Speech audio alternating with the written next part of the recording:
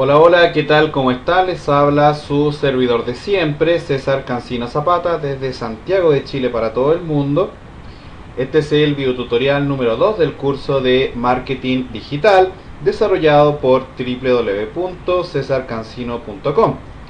Continuamos aprendiendo, interiorizándonos, introduciéndonos dentro del apasionante mundo del marketing digital. Tal como lo comentábamos en el video tutorial anterior, donde vimos una parte introductoria, ¿cierto?, a lo que es el marketing digital en su esencia, ¿cierto? Nos habíamos comprometido a que quizás antes de entrar de lleno ya en lo que es el marketing digital íbamos a dedicar un segundo video a otra estandarización de conceptos, pero más técnica, ¿cierto?, a nivel de marketing en general y la serie de terminología, de vocabulario técnico que está asociada alrededor del mundo del marketing tradicional. Vamos a dedicar este video tutorial entonces a explicar varios conceptos, ¿verdad? Que yo sé que más de alguno de ustedes los conoce, ¿cierto? Pero estoy seguro que otras personas no los manejan, por lo tanto, para poder generar que tanto los que no conocen como los que conocen hablen el mismo idioma, ¿cierto? Es importante que sigas este video con mucha atención. Es teórico, igual que el video tutorial anterior, pero necesario si te deseas insertar de manera correcta dentro del mundo del marketing digital. Ya después vamos a colocar cosas más prácticas. Por ejemplo, vamos a aprender a utilizar algunas herramientas como Google Analytics, Google AdWords, ¿verdad? Vamos a utilizar Google AdWords. Vamos a aprender a hacer SEO también. Vamos a dedicar uno o dos videos a ver técnicas de SEO también, que es importante. Vamos a ver técnicas de Social Media Optimization, ¿cierto? Vamos a ver también cómo poder administrar una red social y cómo poder utilizar y optimizar y aprovechar al máximo, ¿cierto?, las herramientas y las opciones de negocio que nos da cada una de las distintas redes sociales que existen en el mercado. Bien, pero como te digo, siempre para aprender a correr tenemos primero que aprender a gatear, y eso es lo que estamos haciendo ahora, estandarización de conceptos, ¿ok? Agradezco a todos los que de una u otra manera me agradecieron el video anterior y la verdad recibí bastantes buenos comentarios, se los agradezco, siempre se hace con mucho cariño, muchachos, y esperemos que este video también tenga buena aceptación, tomando en cuenta que no es práctico, es teórico. Te aseguro que ya desde el tercer video en adelante vamos a ver cositas más prácticas que van a estar muy basadas en terminología que vamos a ver ahora, así que no te aburro más y vamos a colocar entonces manos en el marketing digital. Bien. Bien, lo primero que tenemos que saber nosotros es una definición de marketing. Yo, por si ves estos textos en algún sitio de internet, por ejemplo, básicamente en la Wikipedia, es porque los fui tomando de ahí. ¿Okay? De hecho, la mayoría de las definiciones que te voy a mostrar acá las tomé de la Wikipedia, pero la idea es colocar el texto e ir haciendo una pequeña explicación, una pequeña exposición de cada uno de ellos.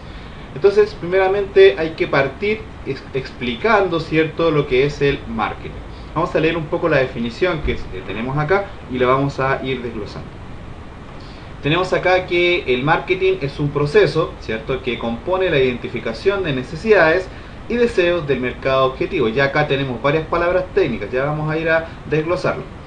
La formulación de objetivos orientados al consumidor, la construcción de estrategias que crean, en este caso ahí me faltó una letra A, voy a arreglarlo inmediatamente, que crean en este caso, pues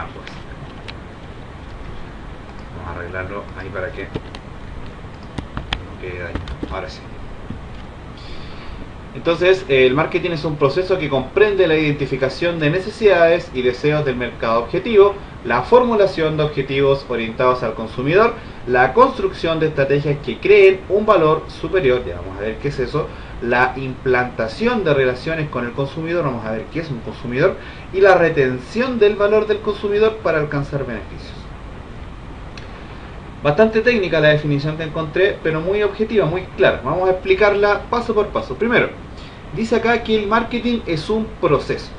Si nosotros nos vamos a la parte semántica de la definición del término proceso, podríamos decir que un proceso es un conjunto de partes, ¿cierto?, que funcionan de forma armónica, cada una interactúa entre sí y llegan a un fin común. Una definición bien parecida, ¿cierto?, a lo que podría ser la definición de sistemas dentro de la teoría sistémica, ¿verdad?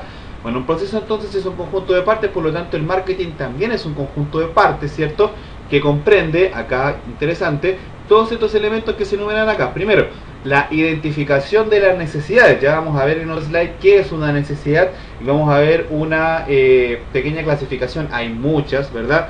Pero en el caso de nosotros, que somos marqueteros digitales, nos va a servir mucho la que nos plantea el señor Abraham Maslow en su pirámide de las necesidades. Los que la conocen no hay ningún problema, pero los que no la han visto la van a ver ahora. Entonces es un proceso que comprende la identificación de necesidades y deseos del mercado objetivo. Necesidades y deseos no es lo mismo, ¿verdad? Pero van un poco de la mano. Las necesidades son un poco las cosas que yo necesito, y cierto, y los deseos ya son situaciones que yo necesito, pero que no están tan orientadas a lo básico. Ya lo vamos a ver en la definición de necesidades. Del mercado objetivo vamos a ver también una definición de lo que es un mercado. Vamos a ver como, por ejemplo, que algunos procesos que están alrededor del mercado, por ejemplo, uno de los más importantes con el que nosotros tenemos que aprender a trabajar, que es la segmentación. Vamos a ver los tipos de segmentación y los elementos que existen dentro del mundo de la segmentación. También dice que es un proceso que comprende la formulación de objetivos, ¿verdad?, orientados al consumidor. Esto se podría definir como las estrategias que nosotros desarrollamos dentro del mundo del marketing para poder, en este caso, orientarnos a poder ingresar en las necesidades y generar que los usuarios finales compren o consuman los servicios que nosotros les estamos ofreciendo. Recuerden que el marketing no necesariamente está orientado a la venta, también está orientado a la promoción, a la propaganda. Estos tres conceptos, muchachos, la promoción, propaganda y publicidad, no es lo mismo. Ya por ahí a mí se me fue haberlo colocado acá en el slide, pero es bueno comentarlo. La publicidad es una cosa, la propaganda más que todo es de carácter informativo, al igual que la promoción. No, son pequeñas diferenciaciones semánticas que nosotros tenemos que conocer. ¿Por qué? Te pongo un ejemplo. Si por caso puntual llega un político y te dice, oye, yo quiero que tú me hagas la página web de mi campaña política. Entonces evidentemente el tipo no va a vender nada. Bueno, evidentemente los políticos todos venden mentiras y él da lo mismo el color político y todo, pero los políticos, en este caso el político que te contrató te va a decir, mira, ¿sabes qué? Yo necesito que a través de mi página web la gente vea lo que yo hago y la gente me cree. Entonces ahí, cierto, yo no estoy vendiéndole nada, estoy haciendo propaganda, ¿verdad? Propaganda, entiéndase bien, no publicidad, propaganda, cierto, a una determinada idea, siguiendo en este caso a una idea caudillista, una idea de un caudillo que quiere generar votos para una contienda electoral futura, ¿verdad? Entonces más o menos por ahí tienes un ejemplo claro. Otro de los elementos del proceso es la construcción de estrategias que crean un valor superior. Un poco lo mismo de lo de arriba, ¿cierto? Pero acá las estrategias que nosotros vamos a ir generando, vamos a irlas enumerando tanto en este slide como en futuros videos, ¿verdad? Que hay varios, por ejemplo, ya te mencionaba algunas como el SEO, ¿cierto? El SEM, el Social Media Optimization, el SMM, la viralización, el branding, ¿verdad? Hay varias estrategias que nosotros tenemos que ir aprendiendo, haciéndonos amigos de ellas si es que queremos ser marqueteros digitales. Otra parte del proceso es la implantación de relaciones con el consumidor. Esto se podría definir como la fidelización. Es decir, que yo no debo buscar solamente que el consumidor me compre o que adquiera mis productos o servicios, sino que también yo tengo que generar que el consumidor, en este caso, sea una persona que compre de manera constante. Vamos a ver ahora que lleguemos a la parte de segmentación que los tipos de consumidores están bastante identificados, así como también los elementos del marketing, como por ejemplo las famosas 4P, que es generalmente lo que nosotros le vamos a ofrecer al usuario a nivel de productos. Vamos a ver esa parte aquí también. Y otro de los elementos, de las partes de este proceso, es la retención del valor del consumidor para alcanzar beneficios. Esto básicamente es quedarte con el dinero o con el bien que el usuario te entrega a cambio de un elemento, de un producto o servicio, y tú, bueno, realizas nuevamente el proceso de marketing a través de una retroalimentación. Para quien no sepa lo que es retroalimentación, retroalimentar significa generar un proceso y volverlo a ejecutar de manera cíclica. Un poco por ahí va el tema. Pregunta del $1.000.000. Ok, yo ya sé lo que es el marketing. Ahora, ¿qué es lo que necesito yo para hacer marketing? ¿Qué se necesita para hacer marketing? ¿Qué yo debo tener? ¿Con qué yo debo trabajar para poder hacer marketing? Y acá te coloqué algunos de los elementos principales tomados también de internet, de la Wikipedia, de distintos sitios, ¿verdad? Para ir un poco manejando y trabajando esto. Fíjate que en principio Primero que todo, tienen que haber al menos dos partes, por razones lógicas. Tiene que haber una persona que tenga un producto o un servicio y una persona que esté interesada en adquirir ese servicio. Voy a decir algo que va a ser una lata tremenda para muchos de ustedes, pero que es importante mencionarlo. Antiguamente, hace muchos años atrás, no se usaba la venta, se usaba el trueque. La mayoría de ustedes sabe eso, ¿verdad? Hoy en día, aunque ustedes no lo crean, el trueque también se utiliza mucho. Y en el mundo del marketing digital, ustedes se van a tener que hacer mucho del trueque. Por ahí hay un famoso presidente, yo no voy a decir nombres porque no me gusta ningún color político, pero un famoso presidente que siempre ocupa el término de la alianza estratégica, ¿cierto? Entonces, bueno, aquí un poco va de la mano de él, que no necesariamente el trueque tiene que ser intercambio de bienes o servicios, sino que también tiene que ser una alianza estratégica que sea de mutuo beneficio, que funcione de manera simbiótica entre ambas partes para que ambas se vean de cierta manera beneficiadas. Un ejemplo puntual a nivel de marketing digital, por ejemplo, cuando yo hago backlinks, cuando yo hago intercambio de enlaces, por ejemplo. O cuando, por ejemplo, yo hago intercambio de banners entre sitios web. O, por ejemplo, si yo tengo una marca, ¿verdad? Y yo quiero que mi marca sea conocida, yo voy a donde una empresa y le digo, mire, si usted le entrega un volante de mi empresa a sus clientes, yo voy y le coloco un banner de su marca en mi página. Eso es un intercambio, en ningún minuto hubo una venta, ¿verdad? Hay dos elementos, dos partes, en este caso yo y el negocio interesado, o al que yo fui a hacer que se interese, ¿verdad? No es lo mismo. Y ahí evidentemente se produjo por lo que podríamos denominar un trueque, pero que hoy en día ya más que todo se dice alianza estratégica. Bien. Otro elemento que se necesita acá es que cada parte debe tener algo que supone valor para la otra. Evidentemente, porque si yo tengo algo y yo quiero que se arme un trueque o un intercambio con alguna otra persona, esa persona tiene que tener algo que a mí me beneficie. Lo estoy diciendo de un punto de vista muy objetivo. Yo sé que muchas personas van a decir, ay César, pero es que no puedes pensar así, si a veces hay que regalar las cosas. Estamos claros en eso. Pero acá yo estoy hablando netamente desde el punto de vista de la venta. Hago esa aclaración porque siempre me llegan comentarios a la página que César, dijiste esto, entonces prefiero aclarar eso para que no quedar mal con nadie. Entonces, acá cada una de las partes debe tener algo que a la otra le sirva. Volvemos al ejemplo en este caso, cuando yo voy al negocio del señor y le ofrezco banner en mi página a cambio de que él le entregue volantes sobre mi producto o servicio a sus clientes, ¿verdad? Entonces ahí lo que yo tengo es el espacio publicitario para que el señor muestre su marca en mi comunidad, en mi página, ¿verdad? Y a su vez yo hago que los usuarios de sus productos se enteren de que yo existo, ¿verdad? A través de la entrega de un volante, un folleto, un tríptico, lo que sea. ¿Qué más se necesita? Que cada parte debe ser capaz de comunicar y entregar. ¿Por qué? Porque si bien es cierto, yo tengo un elemento que puede ser de interés para otra persona, si yo no le digo, no lo muestro ese elemento o no lo hago valer, evidentemente jamás la otra persona se va a interesar en lo que yo tengo para poder ofrecerle en determinado caso. Más que todo va por ahí. Esto es muy importante. Esta es la ley de libre mercado. Cada parte debe ser libre de aceptar o rechazar la oferta. Aquí hay una interpretación tremenda y se puede generar un debate resabroso. De hecho, si estuviéramos haciendo esta misma clase en un hangout, te aseguro que todos estarían tomando el micrófono y queriendo participar, porque aquí es donde empiezan los problemas, sobre todo a nivel de modelos de mercado, a nivel de países, ese tipo de cosas. Pero si nos vamos a la esencia, cada parte tiene que ser libre. Yo no puedo obligar a un cliente a comprarme o adquirir algún bien o servicio que sea mío. Hay situaciones en donde sucede eso. Les voy a comentar dos malas prácticas que son de sombrero negro, ¿verdad? Dentro del mundo del SEO, que una de ellas es la compra de bases de datos, que es algo muy habitual y que yo les recomiendo que no lo hagan, muchachos. Muchas veces hay empresas y hay muchas empresas que se dedican a pedirle a los portales que tienen muchas visitas, que en este caso, si tienen un registro de usuarios asociados, le compran la base de datos de usuarios, le empiezan a enviar mailings, ¿verdad? Mail publicitarios a los clientes, en este caso a los usuarios, y si alguno compra se le da una comisión al dueño del blog o al dueño de la página.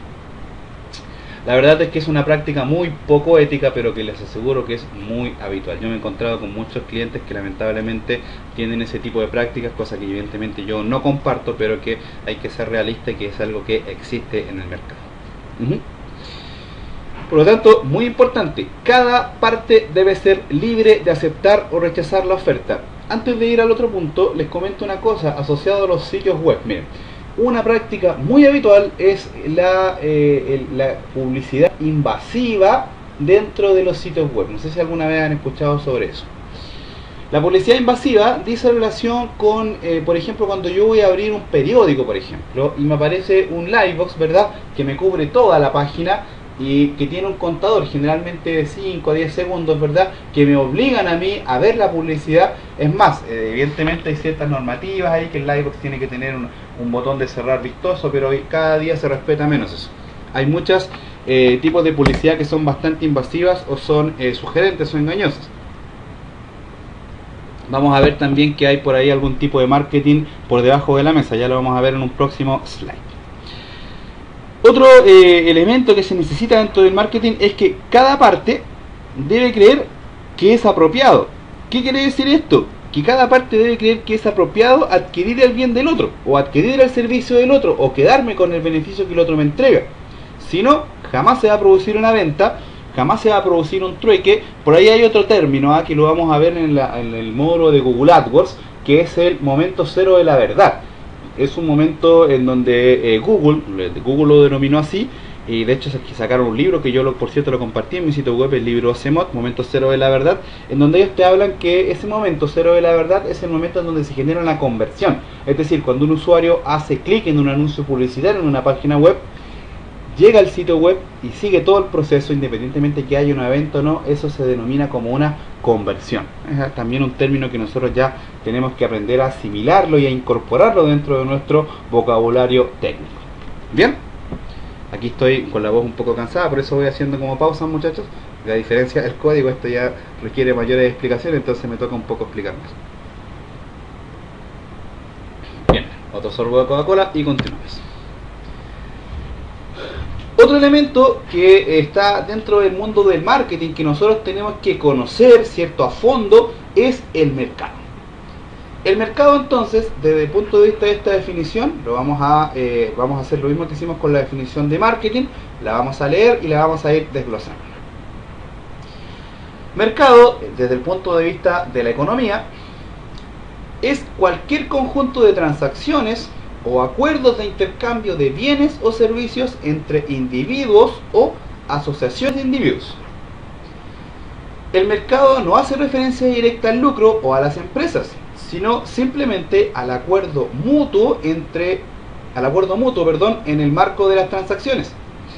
Estas pueden tener como partícipes a individuos, empresas, cooperativas, ONGs, etcétera, etcétera, etcétera. Vamos a desglosar esta definición ahora. Dice, el mercado desde el punto de vista de la economía. Recordemos que la economía es una ciencia, ¿cierto?, que estudia todos los fenómenos asociados a los factores económicos en el mundo, ¿verdad?, que tiene una serie de teorías y tesis y postulados, y hay economistas muy importantes en el mundo que son dueños de la verdad, y otros que no son muy queridos y después al otro día son los más queridos del mundo. La economía es muy cambiante, pero tiene ciertos principios que están asociados a ciertas definiciones estándar, y una de ellas es la del mercado. La economía nos dice que el mercado es cualquier conjunto de transacciones, es decir, cualquier conjunto de lo que decíamos, venta, trueque o conversión, ¿cierto?, o acuerdos de intercambio, aquí un poco lo que decíamos del trueque o la conversión, de bienes o servicios entre individuos o acciones de individuos. Un bien, ¿cierto?, los bienes son cualquier tipo de producto, y ahí por cierto no lo quise incluir acá para no dar tanto la lata, pero hay distintas clasificaciones de bienes. Tenemos los bienes de primera necesidad, los bienes en este caso suntuosos, por ejemplo los bienes que están asociados al lujo, hay bienes que son de carácter emotivo, hay una serie de clasificaciones desde el punto de vista de los bienes y también desde el punto de vista de los servicios.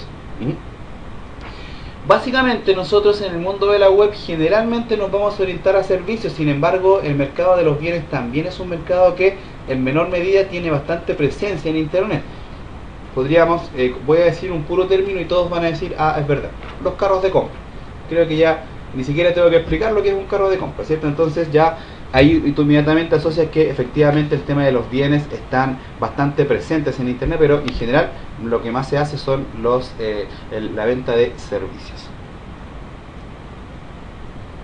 Este conjunto de transacciones o acuerdos de intercambio se puede producir tanto entre individuos como en asociaciones de individuos, es decir, en empresas. Puede ser de individuo a individuo, de individuo a empresa, empresa a empresa, en fin. Ahí puede darse cualquier tipo de relación. El mercado no hace referencia directa al lucro o a las empresas. Es muy importante esto, muchachos, porque nosotros no siempre vamos a vender. Te pongo un ejemplo, volvemos al caso del político, que hace su campaña electoral y hace propaganda, ¿cierto?, a través de un website. Ahí lo que está haciendo es un poco de branding, pero tampoco es branding porque el político no es una marca, pero más o menos va por ahí. Está haciendo lo que se denomina propaganda electoral a través de la implementación de un sitio web.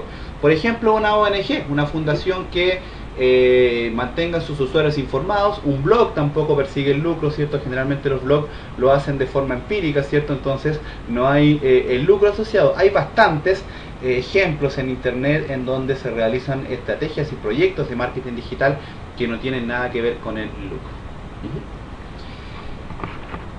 El mercado entonces no hace referencia directa al lucro o a las empresas, sino simplemente al acuerdo mutuo en el intercambio de transacciones. Y aquí un poco lo mismo, ¿cierto? Estos pueden tener como partícipes a individuos, empresas y bla, bla, bla.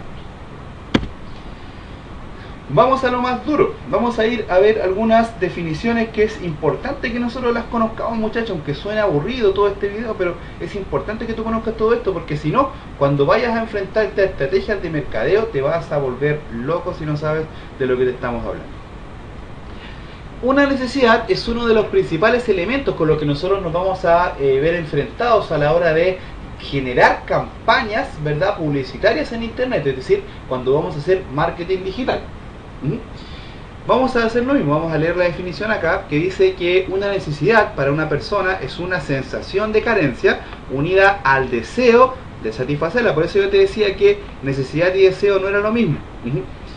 Por ejemplo, la sed, el hambre, el frío son sensaciones que indican la necesidad de agua, alimento y calor respectivamente. Esto no necesita mucha explicación, pero sí hay una cosa que hay que mencionar acá. La necesidad es la herramienta base, el elemento base en la elaboración de una campaña publicitaria. Es lo mismo para las personas que, por ejemplo, se han metido en el mundo del derecho. Es como cuando se habla de la costumbre del derecho. No están ustedes para saberlo ni yo para contárselos, pero yo sé que más de alguno de ustedes debe saber lo que yo les voy a comentar, que en el mundo del derecho se comenta y siempre se dice que la jurisprudencia nace de la costumbre. Todo lo que es la legislación, la mayoría de las leyes que se van generando, que se van promulgando, están asociadas primero a un periodo de costumbre, es decir, a un periodo en donde la gente se comporta de determinada manera. Entonces, si cuando se promulga la ley, la gente lo toma como la formalización de la costumbre. Acá un poco la necesidad es lo mismo. La necesidad es tal como lo dice la palabra, se requiere o es la carencia de algo, y por lo tanto en base a esa carencia se van desarrollando una serie de procesos, tanto por parte del usuario como por parte del prestador de servicios o el proveedor de bienes, para poder satisfacer el deseo de satisfacer, valga la redundancia, esa respectiva necesidad. Acá está lo que yo te decía. Hay muchas clasificaciones en el mercado sobre necesidades, pero una de las principales y la que más me gusta a mí es la que nos plantea nuestro amigo Abraham Maslow, un gran profesor mío, que si alguna vez tiene la posibilidad de ver uno de estos videos me va a regañar, porque él no le gusta que se toquen estos temas, porque dice que yo no estoy muy preparado para eso. Tiene toda la razón, yo lo estoy haciendo de manera bien empírica. No se enoje conmigo, profesor, por favor. Pero él una vez me hizo leer a mí un libro que se llama Harold Kuntz, que es un libro muy gordo, muy grande, de administración de empresas. Y ahí se hacía mucho hincapié en la pirámide de Abraham Maslow, en donde él define y clasifica de manera jerárquica las necesidades del ser humano. Acá yo te coloqué el ejemplo de la pirámide, lo vamos a revisar. Fíjate que son 5 elementos en la jerarquización de los tipos de necesidades. Primero tenemos las necesidades que son de carácter fisiológicas, ¿cierto? Que evidentemente está de más decirlas: la respiración, la alimentación, el descansar, el tener sexo, la homeostasis, ¿verdad? Todo ese tipo de necesidades. Una vez que tú tienes satisfechas estas necesidades que son físicas, ¿verdad? Luego llegas a lo que son las necesidades de seguridad, ¿verdad? Que, ojo, no es necesariamente seguridad a nivel de que no te pase nada, sino que son de sensación de seguridad. Por ejemplo, seguridad física, salud, seguridad de empleo, estabilidad laboral, ¿cierto? Estabilidad de recursos, es decir, tener para poder comer y poder comprarme todo lo que yo necesito. Seguridad moral, es decir, vivir en un ambiente donde la moralidad prime, ¿cierto? Seguridad familiar, eso está asociado a la estabilidad. Seguridad de salud también está asociado a la seguridad física. Seguridad de propiedad privada, ¿cierto? Que por ejemplo se respete la propiedad privada en el país en donde yo vivo, ¿verdad? Todo ese tipo de cosas están asociadas a lo que es la seguridad. La tercera categoría o la tercera escala dentro de esta pirámide, fíjate que van en orden ascendente, en ese orden, ¿verdad?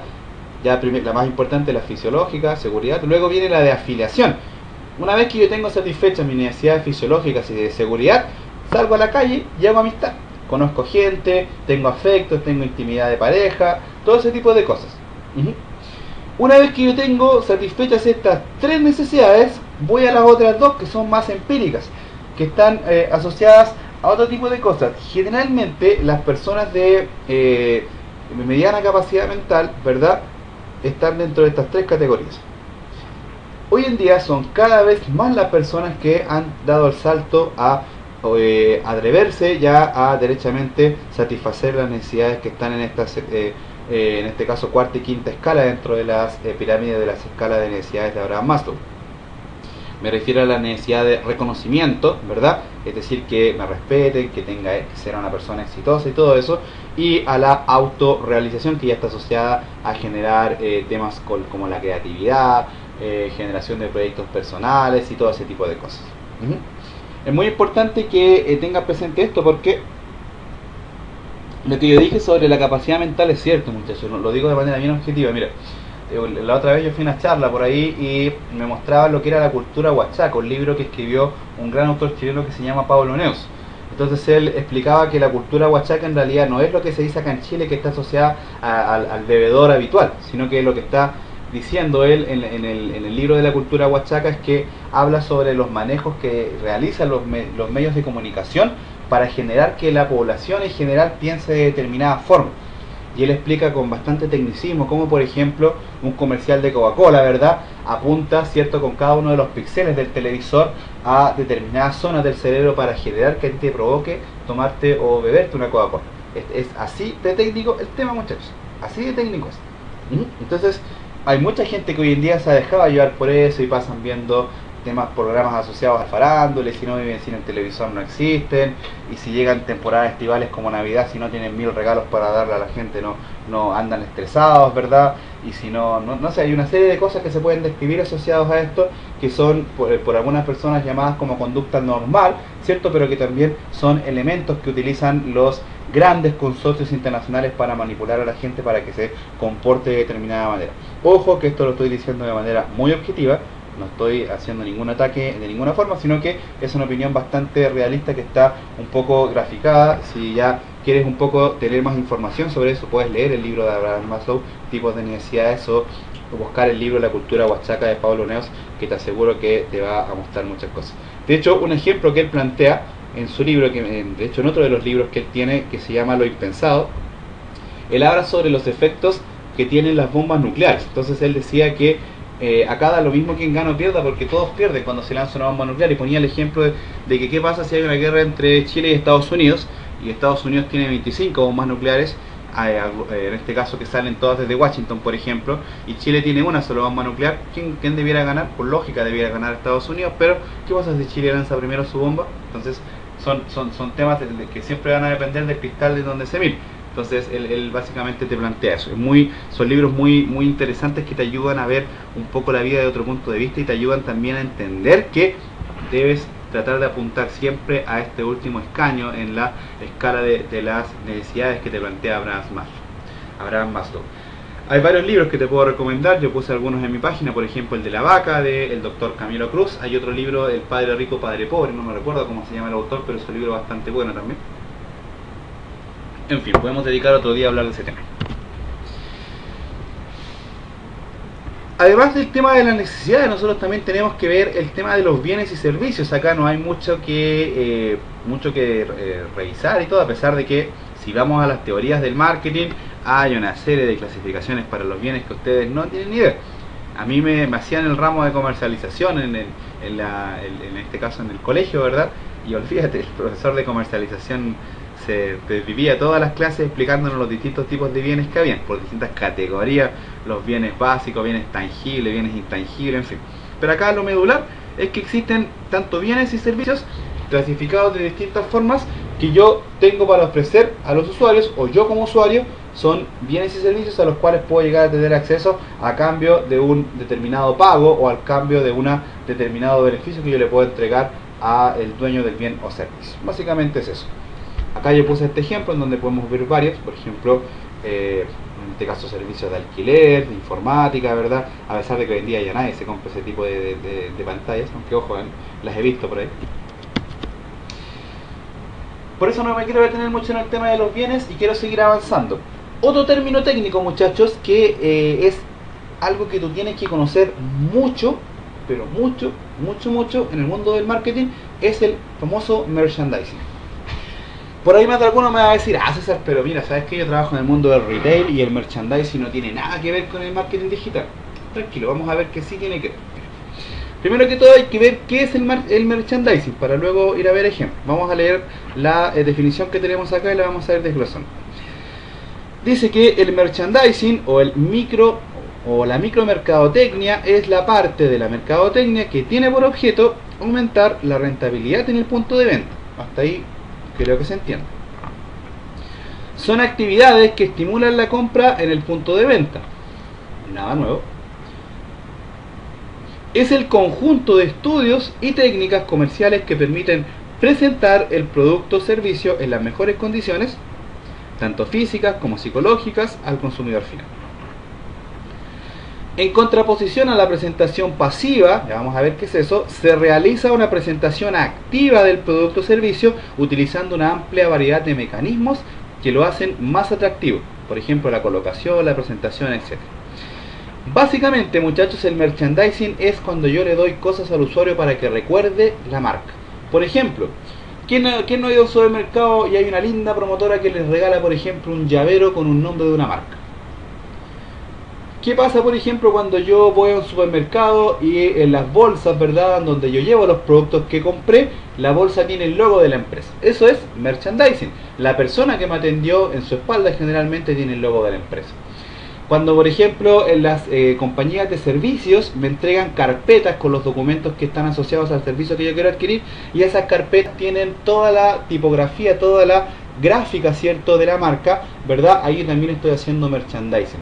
¿Qué quiere decir eso? Que el merchandising es la técnica que se utiliza para mostrarle en vivo y en directo el producto a la persona y generar que a la persona no se le olvide el producto.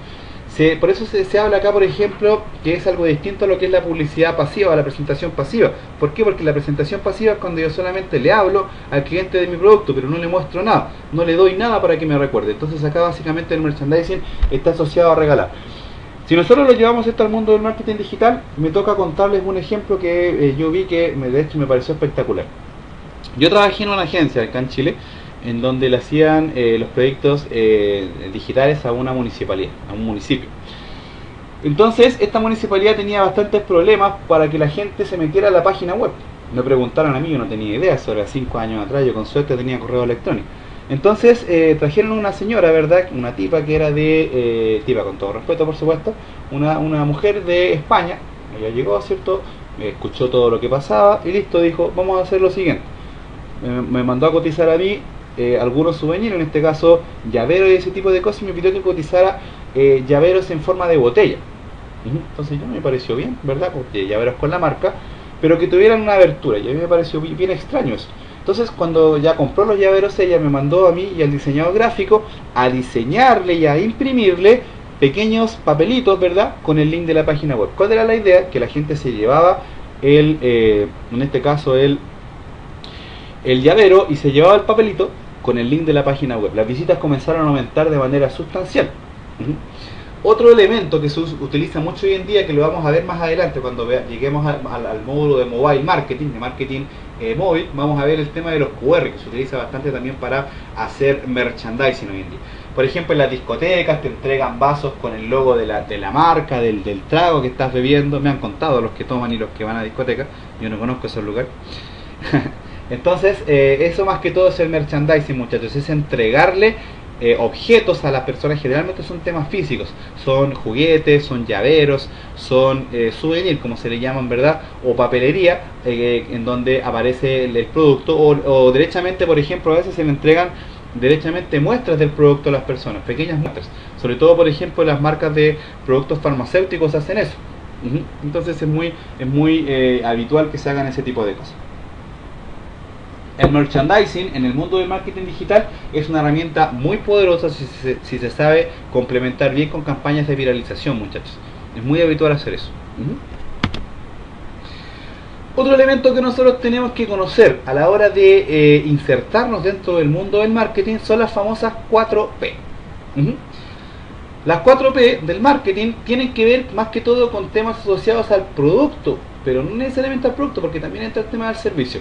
Son 4 elementos, los vamos a nombrar, podemos describirlos rápidamente porque no tiene mayor explicación, pero es bueno que tú los conozcas, porque, por ejemplo, si te contrata una empresa que vende, qué sé yo, por ejemplo, artículos electrónicos, por ejemplo. Entonces, de hecho yo me río porque tengo varios alumnos que han llegado y me han dicho lo mismo y siempre le hago la misma pregunta yo. Me dicen, no César, ¿sabes qué? Mira, el cliente me contrató y le hice el carro de compra y le implementé PayPal y le implementé WebPay, lo que sea, ¿verdad? Y el carro de compra funciona. Yo siempre le hago la misma pregunta. Oye, ¿y tú cómo vas a hacer para que el cliente le llegue el producto o servicio una vez que lo compre? No, es que, y me han dado cada explicación, muchachos, que... ¿Por qué? Porque no conocen esto, porque no conocen las 4P del marketing. Las 4P son el precio, es decir, un producto tiene que tener un precio, pero para tener un precio en un producto no es llegar y que yo diga, bien, yo tengo, iba a decir, bacán, un término chileno, perdón. Si yo, por ejemplo, estoy vendiendo una pelota, ¿verdad? No es al azar que yo digo, oye, ¿sabes qué? Porque se me ocurrió, la pelota la voy a vender a 2.000 pesos. No es así. Ahí yo tengo que sacar los costos de los materiales, de la mano de obra, de los precios de transporte que están asociados a que la pelota le llegue al cliente y que me haya llegado a mis bodegas, ¿verdad? Y todo eso, los precios de empaquetamiento que un poco están asociados al cuarto punto acá, a la presentación del producto, ¿verdad? Y todo eso, y todos esos costos los tengo que llevar a un precio final. Eso es básicamente ingeniería comercial. La plaza es evidentemente en donde el usuario va a ir a buscar el producto, son los canales de distribución. Si volvemos al ejemplo del carro de compra, la respuesta a la pregunta que yo le hice a los muchachos es la misma, es única, ¿verdad? Tiene que también, a la hora de generarse un carro de compra, tiene que generarse también el flujo de la compra. Es decir, el usuario adquiere el producto y yo tengo que hacérselo llegar y tengo que tener transparencia con eso. Y si al usuario no le llegó el producto, tengo que saber responderle. Tengo que tener, hoy en día ya los call centers, por ejemplo, están perdiendo fuerza porque está procesándose o está naciendo un nuevo puesto de trabajo que es el Virtual Assistant, que es el vendedor virtual o la asistencia virtual. Entonces, hoy en día ya es muy habitual ese tipo de cosas. Eso de que antes las páginas decían solamente a nivel de texto que atendía las 24 horas no era cierto. Hoy en día sí es así. La mayoría de las páginas de ventas que se consideran serias, ¿verdad?, tienen un departamento de ventas conectado a las 24 horas del día de forma remota, de manera online. No necesariamente utilizan Skype, sino que hay muchas herramientas para poder realizar ese tipo de cosas, el famoso Virtual Assistant. Por eso el tema de la plaza es muy importante que nosotros lo tengamos presente. Se fijan que son 4 palabras, pero cada una se engloba una serie de términos que no tienen ni idea. La promoción, bueno, ya lo hemos nombrado bastante y lo vamos a seguir mencionando el tema del marketing. Todas las estrategias de marketing que nosotros realicemos están asociadas al mundo de la promoción. Y el producto, bueno, el producto tiene bastantes atributos, ¿cierto? Tiene un color, tiene un precio, un tamaño, qué sé yo, un envase. Hay una serie de elementos asociados al producto que también requieren un estudio a la hora de yo presentar el producto. Y te pongo un ejemplo, mira.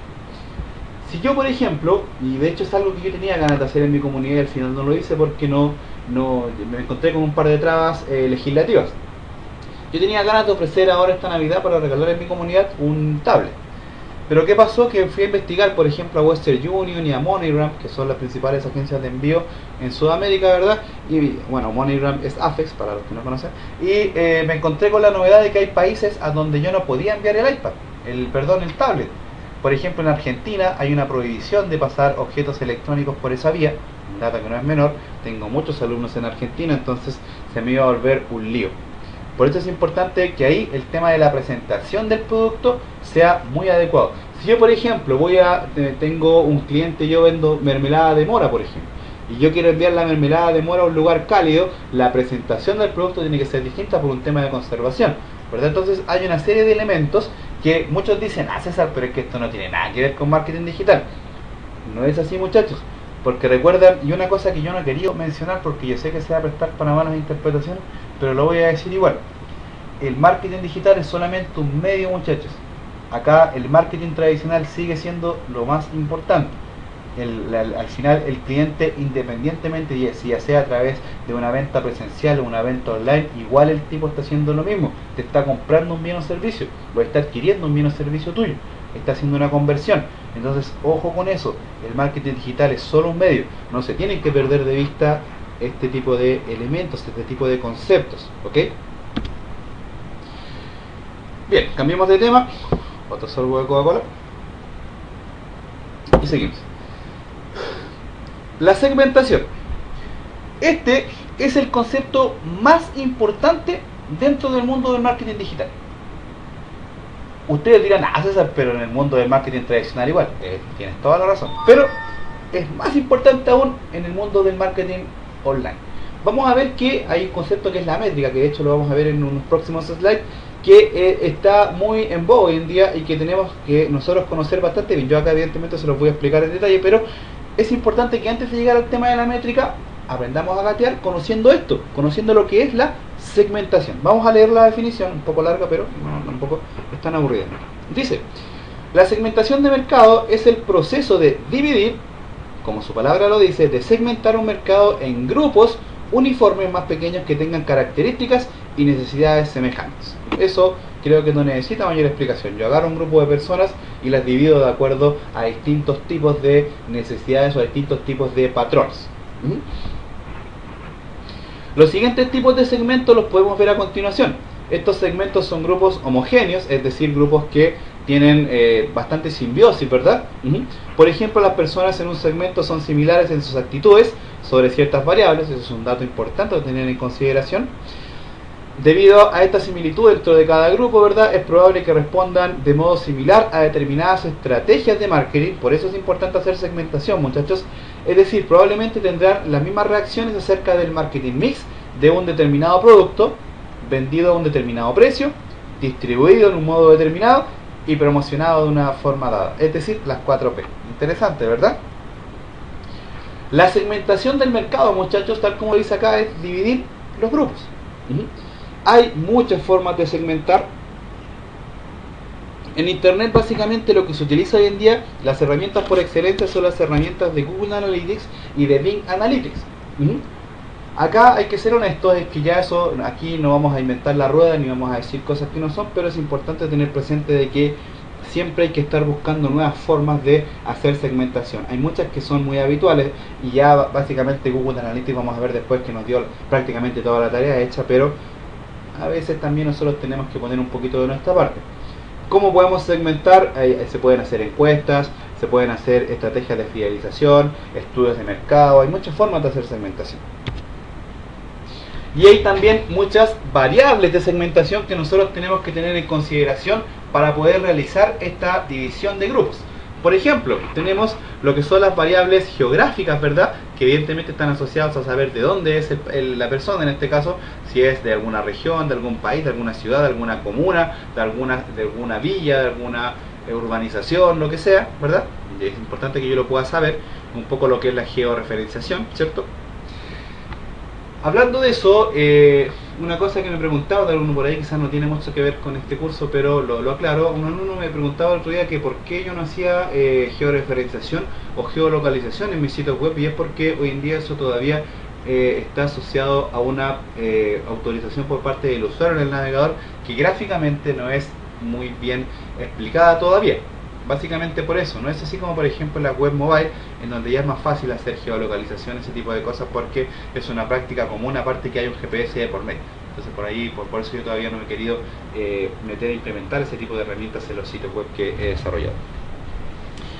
Tenemos también las variables de carácter demográfico, que no es lo mismo que la geografía, ¿verdad? Que están asociadas, por ejemplo, a la edad, al género, a la orientación sexual, a una serie de elementos más que todo de características personales de las personas, valga la redundancia. Otro tipo de variables son las variables psicográficas, que están asociadas, por ejemplo, a la personalidad y a los estilos de vida. Una cosa muy importante que yo te recomiendo estudiar, amigo mío o amiga mía, es que te metas con los tipos de temperamento que existen en el mundo. Bueno, no en el mundo, perdón, en el estudio de la psicología. Hay 4 tipos de temperamento, no me acuerdo bien cuáles son. Estaba el temperamento pasivo, había uno que era hermético, no me acuerdo. Eran 4 tipos de temperamento. Y de hecho, por ejemplo, a mí me ha tocado bastante hacer teatro. Y en el mundo del teatro, cuando te van a enseñar, por ejemplo, actuación, te enseñan lo que es el análisis cuadridimensional de un personaje. ¿Qué quiere decir eso? Que tú lo que haces es que agarras a tu personaje para poder construirlo y le haces un análisis en 4 dimensiones, es decir, orientado a los 4 tipos de temperamento que existen. Además de eso, le haces un examen, en este caso un planteamiento físico, que es uno de los elementos de la cuadridimensión que realizas, psicológico, ¿verdad? Sociológico y una serie de otros, pero hay un elemento que es el psicológico dentro del análisis cuadridimensional que está asociado a los 4 tipos de temperamento que existen. Lo podemos buscar en internet, la verdad, en este minuto no me acuerdo mucho. Yo sé que son 4 y que uno se llama hermético, pero es lo único que me acuerdo. Y los otros son las variables llamadas técnicas, que son variables de conducta, que están asociadas generalmente a estudios de mercado. Por ejemplo, personas que tengan búsqueda de algún beneficio, hay que revisar la tasa de utilización del producto que tiene esa persona, del producto o servicio, la fidelidad que tenga la persona con las marcas, ese tipo de cosas. Te fijas que acá ya tengo 4 variables importantísimas con las cuales yo puedo hacer perfectamente división de grupos y puedo hacer una adecuada y una eficiente segmentación de mercado. Interesante, ¿verdad? Otra cosa importante que nosotros tenemos que conocer, muchachos, es que también hay distintos tipos de segmentos a los cuales yo puedo apuntar. Eso es distinto a lo que son las variables de segmentación. Una cosa son las variables y otra cosa son los distintos tipos de segmentos que hay, de acuerdo a los distintos estudios del marketing tradicional. Acá vamos a ver lo más importante. Por ejemplo, tenemos el Singles, ¿verdad? Que en este caso es una persona donde hay un hogar unipersonal. Este dato refleja el paulatino cambio de toda una estructura social, ¿cierto? La famosa miniaturización. Hoy en día hay muchas personas que viven solas, sobre todo los estudiantes, ¿verdad? Entonces también hay que saber apuntar a esos mercados. El Real Fact, ¿verdad? En donde los consumidores de hoy tienen cierta resistencia a lo que no es auténtico o genuino. Así, cuando el mercado les acerca propuestas livianas sin contenido, aparecen frases como esto es puro marketing. ¿Quién ha escuchado alguna vez eso, muchachos? Esto quiere decir que son personas que son bastante incrédulas, son un grupo de personas que son bastante incrédulas, muchachos. Entonces cuesta mucho llegar a ellos. Les voy a comentar un ejemplo que a mí me pareció fascinante. Un tipo, yo tenía como 12, 13 años, y un tipo llamó a mi casa, ¿verdad? Hacía mucha calor. Entonces el tipo me pidió un vaso de agua. Perfecto, yo... Buen ciudadano, fui a mi cocina, fui a buscar el vaso de agua, le puse hielo, es más, para atenderlo mejor al tipo. Lo vi sudado, imagínense, sopeado, como se dice acá en Chile. Entonces le fui a llevar el vaso con agua al señor, y él en lugar de bebérselo, abrió su mochila, sacó un sobre de jugo, lo abrió, se lo echó al agua, ¿verdad? La revolvió, la batió y me lo ofreció. Me dijo: mire, señor, este es el último jugo que nosotros estamos ofreciendo y lo estamos promocionando para que usted lo pruebe y vea si le gusta para que nos lo compre. Me pareció espectacular, muchachos, porque el tipo en ningún minuto me ofreció ningún producto ni nada, sino que simplemente se aprovechó de cierta manera de la emotividad para poder generar que yo le comprara, en donde evidentemente le compré un par de sobres de jugo. ¿Se fijan? Entonces ahí se saltó un poco, podríamos colocar ese ejemplo, en este caso mi personalidad o mi tipo de consumidor, que es el Real Fact. También tenemos otro tipo de segmento que es el Premium, ¿verdad? El Premium, ¿cómo se pronuncia esto? Premiumization. Bueno, pero esto es la gente que le gusta lo Premium. Cuando hasta un Ferrari tiene su edición premium, se puede decir que se abre paso un nuevo concepto acerca de aquello que es exclusivo. En este punto se planteó la paradoja de que si hoy existe un gran deseo por el lujo, al mismo tiempo hay una intensa búsqueda de ofertas y descuentos. Eso quiere decir que hoy en día cada vez más la gente está interesada en usar, por ejemplo, ropa de marca, autos de marca. Le gusta la buena vida a la gente. Cada vez la gente está valorando, está invirtiendo más en tener buena vida y en tener cosas más de marca y creer más en las marcas y tener cosas más premium. Es por eso, por ejemplo, que hoy en día, como todos los años, las compañías de teléfono están cada cierto tiempo lanzando equipos nuevos, a pesar de que en realidad a veces, muchas veces es lo mismo que el equipo anterior y le cambian la pantalla, pero es un equipo nuevo. ¿Se fijan? La otra vez un profesor de marketing colocaba el ejemplo de las pastas dentales. Él ponía el ejemplo de la pasta dental, que siempre hay un comercial nuevo en donde la pasta dental ahora tiene un líquido que hace que tus dientes te los puedas sacar y te los puedas guardar en el bolsillo, en fin, ¿verdad? Pero a la larga la esencia de la fórmula de la pasta dental es una sola, ¿verdad? Entonces básicamente lo que se hace es cambiar el envase, renovar la gráfica de la caja que contiene la pasta dental y todo eso. ¿Se fijan? Entonces un poco va de la mano de ahí.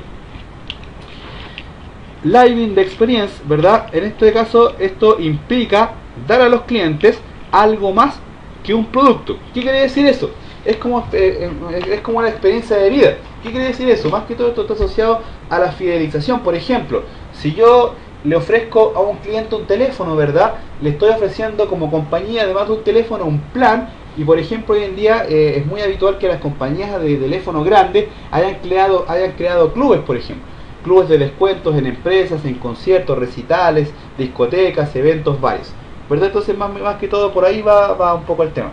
Los periódicos, un poco para negarse a morir todavía, han creado los famosos clubes de lectores, en donde también le dan beneficios a la gente, todo ese tipo de cosas. Otro tipo de segmento es la hiperconectividad. Aquí esto sí tiene que ver mucho con el marketing digital, muchachos. Esto implica fenómenos como el blogging, la explosión de internet y el fenomenal avance de la banda ancha. La hiperconectividad, muchachos, está asociada a un término que muy inteligentemente lanzó Telefónica, que es el de los nativos digitales. Hoy en día todo el mundo es nativo digital y todo el mundo vive prácticamente conectado a una computadora, ya sea desde un computador o desde un teléfono.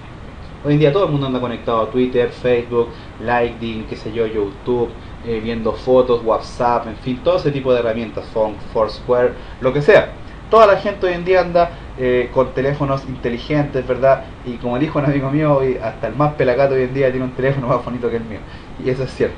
Entonces, hoy en día el tema de la hiperconectividad nosotros tenemos que tenerlo muy presente a la hora de hacer segmentación.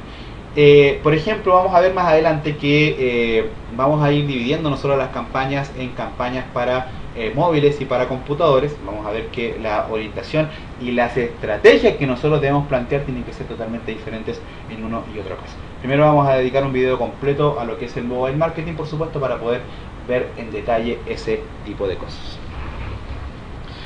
Ya nos quedan dos, que sería uno el boca a oreja, ¿cierto? El boca a boca, que básicamente acá yo le dije a esta persona y esta le dijo a otra y esta le dijo a otra, y así se va generando la famosa viralización. Y esta otra, Men and Women Changing, en este caso, bueno, no sé cómo se pronuncia eso, Changing, en fin. Esto quiere decir que las mujeres son económicamente activas hoy en día. ¿Qué quiere decir eso? Que hoy en día hay que también apuntar al mercado de las mujeres, porque nosotros vivimos en un mercado bastante machista. Hay que decirlo, y no lo digo porque yo sea machista, sino porque el mercado hoy en día es machista. Es tan así que, por ejemplo, hay tiendas que son exclusivas de mujeres, ¿verdad? O hay determinadas situaciones que da risa, en donde se hace mucho hincapié a que el hombre tiene que ser caballero con la dama, y que si entraste y si entró una dama lo tratan distinto de un hombre, y todo ese tipo de cosas. La otra vez hicieron un ejercicio social acá en Santiago, que fue muy entretenido, porque había una niña, ¿verdad?, en minifalda y un tipo en short. Entonces ambos tenían una bandeja con, en este caso, canapés. Canapés son como bocadillos, ¿verdad? Y se lo estaban regalando a la gente en la calle. En un momento el tipo botó su bandeja al suelo, como que se le cayó, y 2 o 3 personas se acercaron a ayudar.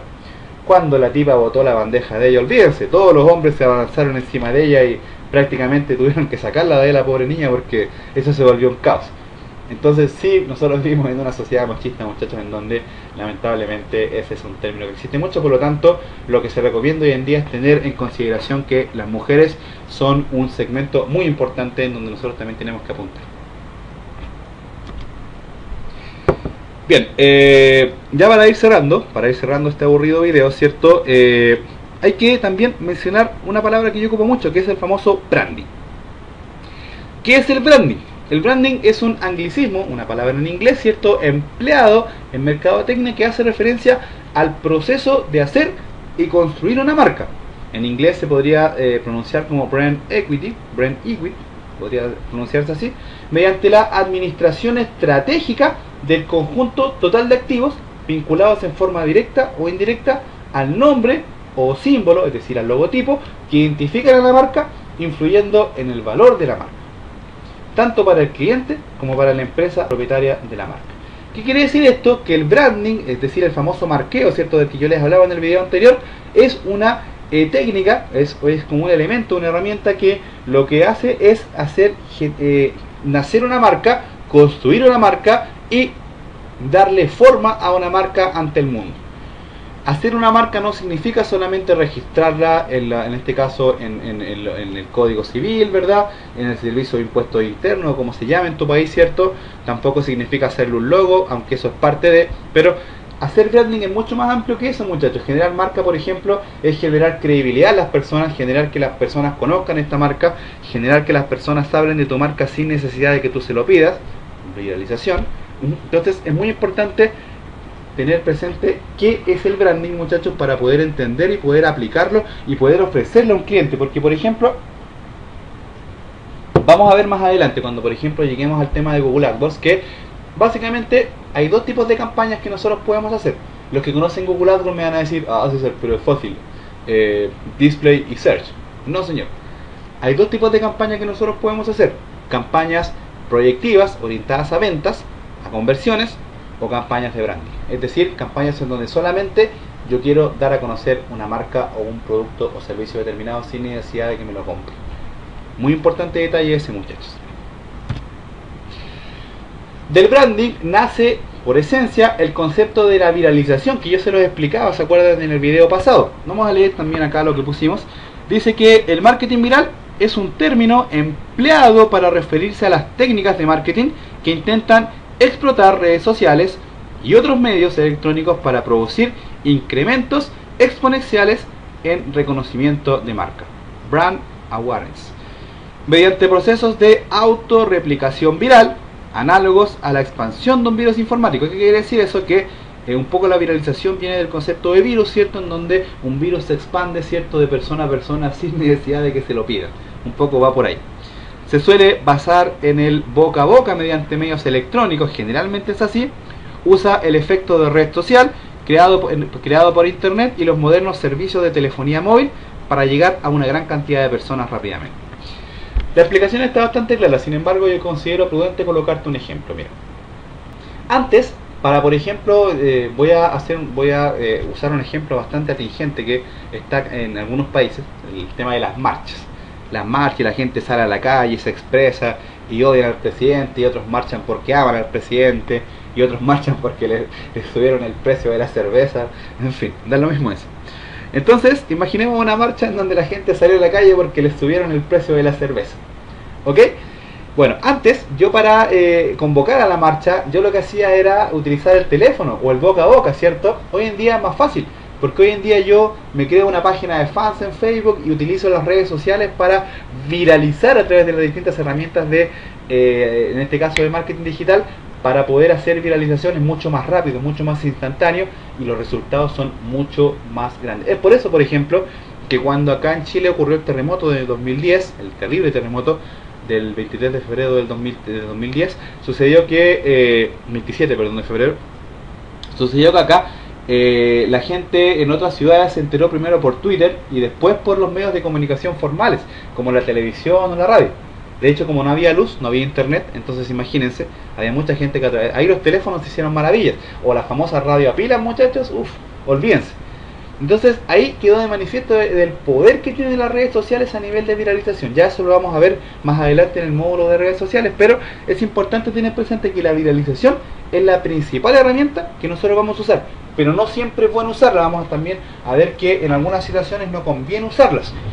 Aquí también hay que por eso conocer bastantes herramientas y lo que yo te decía al principio del video, conocer todo este tipo de terminologías para poder tomar la decisión de cuándo utilizarlas dependiendo de la necesidad de generación de campaña que tengamos. Asociado al término de marketing de viralización hay un concepto que yo te lo mencionaba al principio del video, que es el marketing. Bueno, no te lo mencioné como marketing encubierto, pero te hice un poco de referencia. Hay un concepto que es el famoso marketing encubierto, muchachos. Es como el marketing subliminal. Vamos a leerlo y vamos a colocar un ejemplo. Mira, dice, técnicamente el marketing encubierto es una técnica de marketing en la cual se busca que el consumidor no sepa que está siendo objeto de una acción promocional, muy similar al marketing viral. Por ejemplo, acá hay un caso muy atingente que es el fin del mundo. Hay, por ejemplo, muchas películas que se han hecho orientadas y apuntando a mostrarle a la gente determinadas realidades o determinadas situaciones. Hay, por ejemplo, películas que se usaron para, de manera subliminal, a través de marketing encubierto, por ejemplo, mostrar la realidad que había en los campos de concentración en la Segunda Guerra Mundial, por ejemplo. Si buscamos ejemplos más atingentes, ¿verdad? Podríamos decir que, por ejemplo, hay muchas campañas publicitarias de alcoholes, ¿verdad? Que generalmente, sobre todo en las carnes, por ejemplo. En las carnes, generalmente campañas de carnes te dicen, oye, pero tómatela con un vino. Y si es una carne blanca, tómatela con un merlot. Y si es una carne roja, tómatela con un, qué sé yo, con un cabernet sauvignon. Creo que es al revés, no sé, pero hay varias campañas, ¿verdad? Que un poco de la mano de mostrarte algo, subliminalmente te están mostrando otra cosa. A diferencia de la viralización, el marketing encubierto en realidad no te propone nada, sino que lo que hace es que te plantea una situación para que tú la analices de manera inconsciente, ¿cierto? Sin necesidad de estar preparado para analizarla, y te genere una reacción a ti, que en este caso se convierta ojalá en una actitud de compra, ¿cierto? Que ya está asociada a obtener un buen resultado de mi campaña de marketing encubierto. Por ejemplo, mira, la otra vez un amigo me comentaba que él tiene una página de chicas escort. Entonces, imagino que todos saben lo que es una escort, es la profesión más antigua del mundo. Entonces él me decía que le estaba yendo muy bien, pero quería ganar más plata. Entonces, ¿qué hizo él? Él colocó en las páginas de las chicas escort que ellas lucieran lencería de una determinada marca. Entonces, ¿qué sucedió? Que muchas mujeres que veían esas páginas de las chicas escort, solamente para ver cómo estaban vestidas, comenzaron a comprar la lencería que él mostraba en su página web.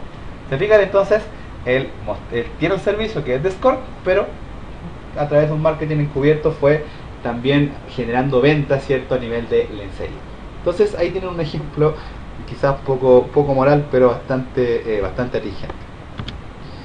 Para terminar, muchachos, hay que mencionar lo que les prometí, lo de la métrica web, porque todo lo que acabamos de ver, si bien es cierto, es tema teórico, esto es tema teórico fundamental, muchachos, dentro de lo que nosotros tenemos que entender en el mundo del marketing digital. La métrica web, las métricas básicas y sobre todo sus combinaciones nos van a permitir interpretar la conducta del usuario en nuestra web. Hay que decir que hay pocas métricas que nos aporten valor de forma independiente, ya que lo mejor siempre es combinarlas entre ellas para darles valor en conjunto. ¿Qué quiere decir eso? Generalmente cuando uno habla de métricas web, habla de conteo de clics y conteo de impresiones en pantalla. Generalmente lo primero que uno dice, ya, eso es, y más de alguno va a decir, César, pero si la métrica web no es más que eso. Voy a mostrarte que es mucho más que eso. Vamos a ir pasando varios slides y vamos a ir viendo cada uno de los elementos que componen la métrica web. Primero, tenemos lo que son las sesiones. Las sesiones son un conjunto de una o más interacciones de un usuario en un sitio web.